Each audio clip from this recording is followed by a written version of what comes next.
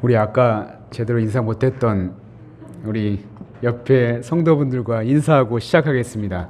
사랑하고 축복합니다. 사랑하고 축복합니다. 어느 교회에서 교우들이 이제 식사를 다 하고 나서 교제를 하다가 어떻게 해야 신앙생활을 잘 할 수 있을까에 대한 그런 주제를 가지고 이야기를 나눴다고 합니다. 그런데 그 모임에는 교회를 다닌 지 20년 또는 30년이 넘는 그런 교우분들이 대부분이었어요. 그 중에 한 분이 대화 중 이런 말을 합니다. 나는 우리 목사님 설교가 참 좋아요. 그런데 이상한 게 지난 20년 동안 목사님 설교를 생각해 보면 기억나는 게 거의 없어요. 그러자 다른 분이 맞장구를 칩니다. 사실 저도 그래요. 아무리 좋은 설교라도 한두 주만 지나면 잘 기억이 나지 않더라고요. 사실 그것 때문에 얼마나 속상한지 모르겠어요. 근데 유심히 이 대화를 듣던 한 교우가 이렇게 대답했다고 합니다. 여러분들은 일주일 전에 어떤 음식을 먹었는지 기억하십니까? 저는 어느 때는 바로 전날 먹었던 음식이 무엇이었는지도 기억이 안 날 때가 있어요. 그러나 하나 확실한 것은 그 음식들이 있었기 때문에 제가 오늘까지 건강하게 살아있는 것 아니겠습니까? 비록 지금까지 들은 모든 말씀을 다 기억하지 못한다 할지라도 이미 들었던 그 말씀은 우리의 영혼을 건강하게 하는데 큰 도움을 주었다고 생각합니다. 그렇기에 우리는 말씀을 들을 때마다 최선을 다해서 듣고 또한 그 말씀에 따라 살아가고자 마음과 정성을 다하는 것이 가장 우리들한테 중요하지 않겠습니까? 라고 이야기를 했다고 합니다. 그렇습니다. 사실은 저도 지난번에 제가 했던 설교가 본문이 어디였는지 잘 기억이 나지 않을 때가 있습니다. 차를 타고 오면서 제가 아내한테 지난주 이영렬 목사님 설교 기억나? 그랬더니 한참 생각해보더니 찾아보면 알 것 같은데 본문이 어디인지 잘 모르겠어요 라고 하더라고요. 이처럼 우리는 비록 지금 지난 시간 들었던 그런 말씀들은 잘 기억이 나지 않다 할지라도 우리의 마음밭에 심겨진 주님의 말씀은 반드시 어느 날 큰 열매로 우리에게 찾아올 것입니다. 이 시간 제가 누가복음 4장 16절부터 30절 말씀을 가지고 너희 귀에 응하였느니라는 제목으로 말씀을 전할 텐데요. 눈과 귀와 마음을 열고 주님의 귀한 말씀을 담아내시며 말씀을 삶의 자양분으로 삼아 아름다운 열매를 많이 맺는 저와 여러분 되시기를 간절히 바랍니다. 오늘 본문이 포함된 누가복음 4장을 보면 예수님께서 공생애를 시작하신 후 가셨던 두 지역이 등장합니다. 한 곳은 예수님의 고향이었던 나사렛이었고 그 다음은 나사렛에서 40km 떨어진 예수님의 초기 사역지 가버나움이라는 동네였습니다. 이 두 지역에서 예수님의 행적을 보면 거의 비슷한데 안식일에 회당을 찾아가셨고 사람들을 가르치셨습니다. 두 지역 사람들은 모두 예수님의 가르침에 크게 놀라게 되죠. 여기까지는 다를 바가 없습니다. 그런데 예수님의 말씀 이후에 이어지는 사람들의 반응은 아주 큰 차이를 보이기 시작합니다. 나사렛 사람들은 예수님이 메시아를 사칭한다고 하여서 예수님을 낭떠러지로 끌고 가 밀어버리려고까지 할 정도였습니다. 반면 가버나움에서는 회당했던 귀신 들린 사람이 예수님을 보자마자 깜짝 놀라며 당신은 하나님께서 보내신 거룩한 자군요. 이렇게 예수님을 메시아로 알아보고 통곡하게 되죠. 이후 예수님은 가버나움에 머무시며 귀신 들린 자, 병든 자들을 고치시는 기적들을 행하시게 됩니다. 그렇다면 누가복음을 기록한 누가는 우리에게 어떤 메시지를 전하고 싶어서 이 두 지역을 나란히 놓고 비교했던 것일까요? 또한 하나님의 선민이라고 자부하며 700년 동안이란 메시아를 기다린 사람들은 예수님을 알아보지 못했고 오히려 가버나움의 귀신 들린 자만 예수님을 알아보게 되었던 것일까요? 그 답을 우리가 말씀 속에서 한번 찾아보려고 합니다. 예수님은 고향 나사렛에 가신 후 안식일을 맞아 회당에 들어가셨습니다. 그곳에서 예수님은 가난한 자에게 복음을 전하고 포로된 자에게는 자유를, 눈먼 자에게는 다시 보게 함을, 눌린 자가 자유롭게 된다는 예언이 자신을 통해 성취되었다는 메시아적 사명을 선포하셨습니다. 그러자 말씀을 듣던 회당 안의 사람들은 이렇게 반응하죠.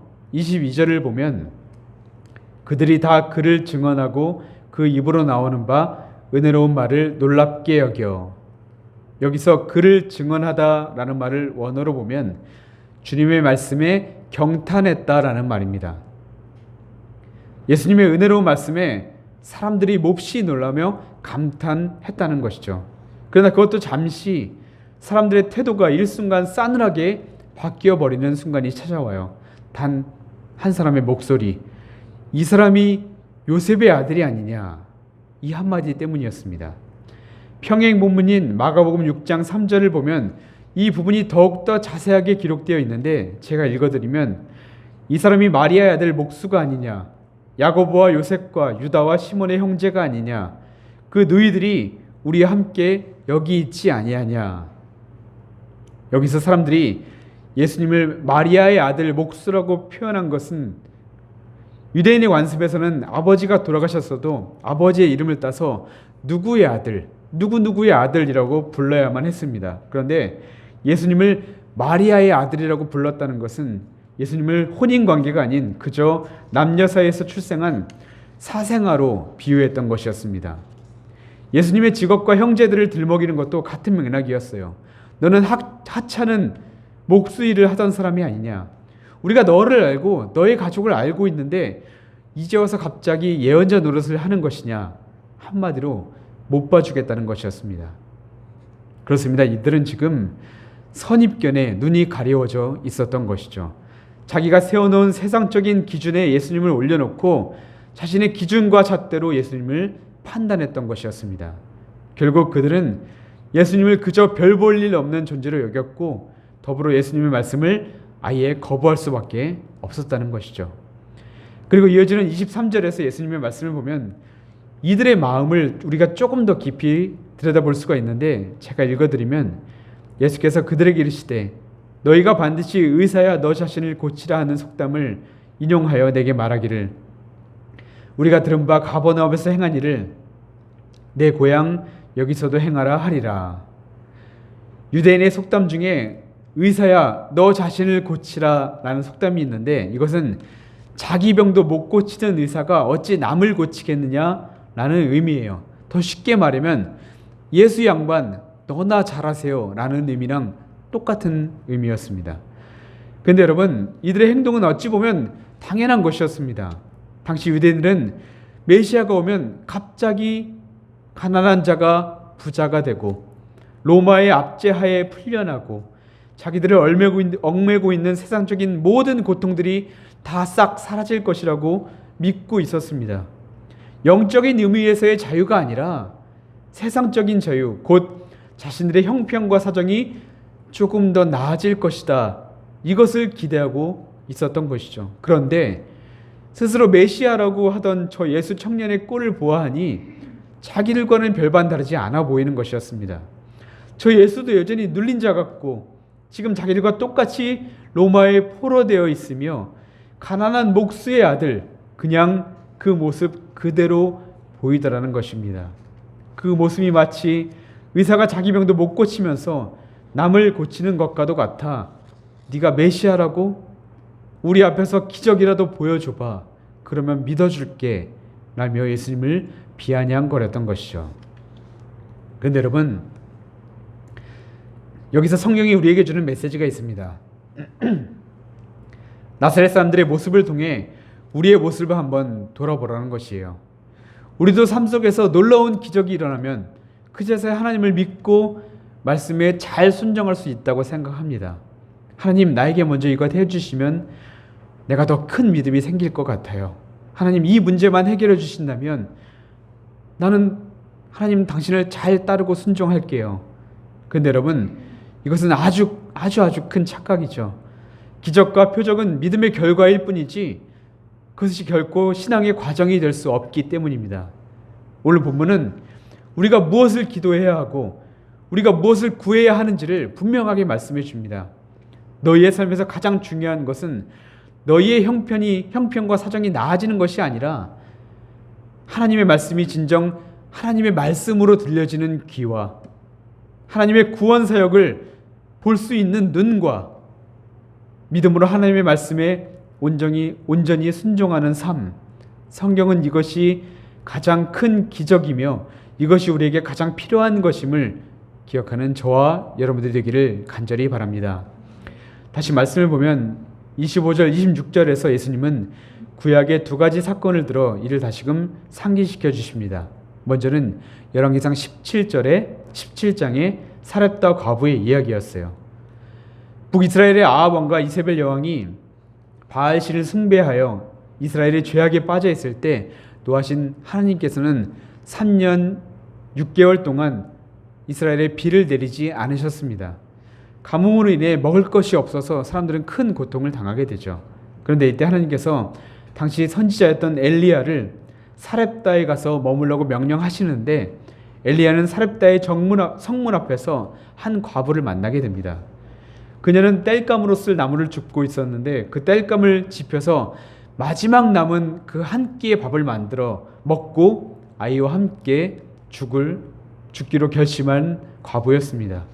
그런데 이 여인에게 엘리야가 먹을 것을 좀 달라고 간청하게 되죠.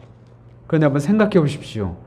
딱 한 번 마지막 먹을 음식인데 누가 이것을 쉽게 나눠줄 수 있겠습니까? 그렇게 망설이던 여인에게 엘리야는 여인이여 두려워하지 말고 먹을 것을 가져다 주십시오. 하나님이 당신을 도와줄 것입니다. 라고 말합니다. 여인은 잠시 고심했지만 이내 엘리야의 말에 순종해 떡을 갖다 주게 되죠. 그런데 어떤 일이 일어났습니까? 3년 6개월 동안의 가뭄 동안 이 여인의 집에만 밀가루와 기름이 줄어들지 않는 놀라운 기적을 경험하게 됩니다. 그런데 여러분, 사실 이보다 더 놀라운 기적이 무엇인지 아십니까? 그녀에게 있어서 기적이란 그녀의 항아리에 양식이 떨어지지 않는 것이 아니라 하나님께서의 무리한 요구와 말씀에도 불구하고 자신의 모든 것을 다 내어버리고 그 말씀에 순종했다는 것이었습니다.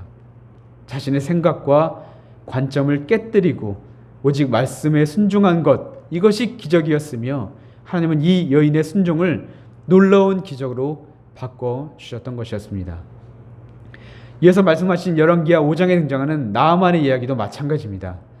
엘리사 선지자 시대 때에 나아만은 이스라엘의 적대국인 시리아의 장군이었습니다. 이스라엘 왕이 그 앞에서 벌벌 떨 정도로 명성이 대단했던 인물이었죠. 그런데 그가 어느 날 문둥병에 앓게 되었습니다. 그러자 이스라엘의 선지자가 문둥병을 고칠 수 있다는 이야기를 전해 듣고는 그는 엘리사를 찾아가게 되죠. 그러나 엘리사는 자신의 집까지 찾아온 나아만을 맞이하려 하지도 않았습니다. 그저 사람을 보내서 저기 있는 요단강에서 몸을 씻어라 라고만 할 뿐이었습니다. 이런 엘리사의 행동에 나아만이 화를 내죠. 아니 어떻게 내가 왔는데 내가 왔는데 저 엘리사가 나와서 내게 안수해줘서 나를 낫게 해줘야 되는 거 아닌가? 나보고 이런 더러운 요단강에 들어가라고? 다른 깨끗한 강물에 들어가서 씻어도 상관없는 건 아니냐? 이렇게 불평하며 그는 자신의 고향인 시리아로 발걸음을 돌리려고 하죠. 그런데 다행히 나아만에게는 현명한 종이 있었는데 그 종의 간청으로 나아만 장군은 이내 엘리사의 말에 순종하게 됩니다. 결국 나아만은 엘리사의 말, 즉 하나님의 말에 순종했을 때 문둥병이 깨끗이 낫는 큰 은혜를 입게 되죠. 사랑하는 여러분, 이처럼 하나님의 말씀은 우리가 이해될 때만 받아들이는 것이 아니라는 사실을 기억하시기 바랍니다. 내가 생각한 바로는, 내가 경험한 바로는 이 같은 나의 고집, 나의 잣대, 나의 상식에 갇혀있는 사람은 절대 하나님의 은총을 발견할 수도 없고 경험할 수도 없다는 사실입니다. 나사렛 사람들이 예수님의 가르침을 듣고 경탄했지만 이내 예수님을 저 요셉의 아들, 마리아의 아들이 아니냐라고 하며 자기들과 똑같은 처지에 있는 예수님의 말을 듣기 거부했습니다. 예수님을 그저 지금의 형편보다 더 낫게 해주시는 분으로만 바라보았을 때 그들은 영혼을 살리는 생명의 말씀을 듣지 못했고 결국 예수님을 떠나 보낼 수밖에 없었던 것입니다. 그러나 사렙다 과부를 보십시오. 오랜 가뭄으로 인해 굶어 죽기로 작정한 그 과부가 엘리야 선지자를 만났습니다. 그리고 하나님의 기적을 체험했는데 항아리에 가루와 기름이 떨어지지 아니하는 기적이 일어났습니다. 그런데 여러분, 이것으로 인해 과부가 부자가 되었나요? 그것은 아니죠. 그렇다고 해서 과부가 어떤 새로운 멋진 남편을 다시 만났나요? 그것도 아니지 않습니까? 과부에게 주어진 기적은 단지 굶어 죽지 않는 것뿐이었습니다. 하나님께서 여인에게 하루하루 먹을 것을 공급하신 것은 나의 은혜가 아니고서는 너희들은 단 하루도 살아갈 수 없다라는 것을 보여주신 것이었죠. 하나님께서는 당신을 의지하는 자에게 매 순간 함께 하시고 필요를 채워주시는 분임을 깨닫게 된 것, 바로 이것이 여인에게 임한 기적이었고 구원의 은혜였던 것입니다. 나아만 장군도 마찬가지였어요. 엘리사를 만남으로 인해서 문둥병이 나았을 뿐이지 그가 고향으로 돌아가 더 높은 자리에 올라가거나 더 큰 부귀영화를 누린 것은 아니었습니다. 나아만은 병 고침으로 인해 생명을 주관하는 분은 우상 바알이 아니라 오직 하나님뿐이시구나. 하나님은 나와 같은 이방인이며 죄인이라도 회개하고 돌이키는 사람을 돌보시는 분이며 말씀에 순종하는 자에게 은혜를 베푸시는 하나님이구나 라는 사실을 그가 깨닫게 되었던 것이었습니다. 문둥병이 고쳐진 것이 기적이 아니라 하나님을 하나님으로 믿을 수 있게 된 것, 이것이 나아만에게 임한 기적 중에 기적이었다는 것이죠. 이제 말씀을 마치려고 합니다. 사랑하는 여러분, 우리에게 있어서 기적은 무엇입니까? 예수님은 우리의 형편과 사정을 그저 낫게 도와주시는 분이 아니라 가난하고 포로되고 눈멀고 눌려있는 우리를 죄와 사망에서 건지시고 자유하게 하시며 영원한 생명을 주시기 위해 오신 분임을 믿는 것이 바로 우리에게 임하는 가장 큰 기적임을 기억하시기 바랍니다. 이 말이 오늘 너의 귀에 응하였느니라, 예수님의 이 말씀을 새번역 성경으로 보면 이 성경 말씀이 너희가 듣는 가운데서 오늘 이루어졌다라는 말씀입니다. 이 말씀처럼 하나님의 아들 예수를 이 땅에 보내신 참 뜻을, 예수님께서 우리를 대신하여 십자가에서 희생하신 참 의미가, 그리고 지금도 우리와 함께 하시고 섬세하게 돌보시는 주님의 은혜가 이 시간 믿음으로 말씀을 듣는 저와 여러분들의 삶 가운데 이루어지기를 주님의 이름으로 축복합니다. 기도하겠습니다.